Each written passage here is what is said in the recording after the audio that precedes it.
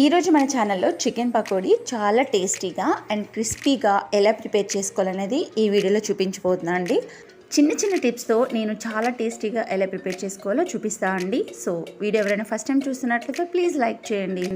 ముందుగా ఒక అరకిలో వరకు చికెన్ తీసుకుని నీట్గా వాష్ చేసి అందులో ఇక్కడ చూపిస్తున్న ఇంగ్రీడియంట్స్ అన్నీ కూడా 1 by 1 యాడ్ చేసుకుంటూ మిక్స్ చేసుకోవాలండి. ఎగ్ కంపల్సరీ వేయండి, అప్పుడు టేస్ట్ బాగుంటుంది. అలాగే ఇలా మిక్స్ చేసుకున్న చికెన్ని ఒక 1 hour పాటు మ్యారినేట్ చేసుకుని పక్కన పెట్టేసుకోవాలి. ఆ తర్వాత ఇందులో రైస్ ఫ్లోర్ అలాగే కార్న్ ఫ్లోర్ కూడా యాడ్ చేసుకోవచ్చు. మీ దగ్గర కార్న్ ఫ్లోర్ లేదంటే మైదా కూడా యాడ్ చేసుకోవచ్చు అండి.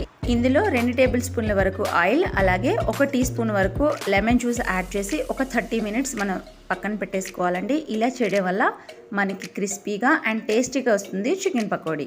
ఇప్పుడు స్టవ్ పైన ఒక ప్యాన్ పెట్టుకుని అందులో 1 కిలో వరకు ఆయిల్ని యాడ్ చేసి ఆయిల్ బాగా హీట్ అయిన తర్వాత మీడియం ఫ్లేమ్లో పెట్టుకుని మనం మ్యారినేట్ చేసిన చికెన్ పీసెస్ అన్నీ కూడా 1 by 1 యాడ్ చేసుకోవాలండి.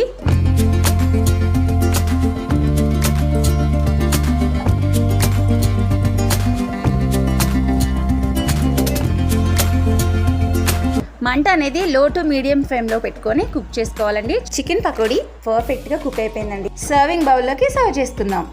ఎంతో టేస్టీ అయిన చికెన్ పకోడీ రెడీ అయిపోయింది. మీరు కూడా మీ ఇంట్లో ట్రై చేసి మీ సలహాలు సూచనలు నాకు కమెంట్ సెక్షన్లో షేర్ చేయండి. నా వీడియో మీకు నచ్చినట్లయితే లైక్ చేయండి. మరిన్ని టేస్టీ అండ్ ఇంట్రెస్టింగ్ రెసిపీస్ కోసం నా ఛానల్ని సబ్స్క్రైబ్ చేయండి. Thank you so much. Thanks for watching my video.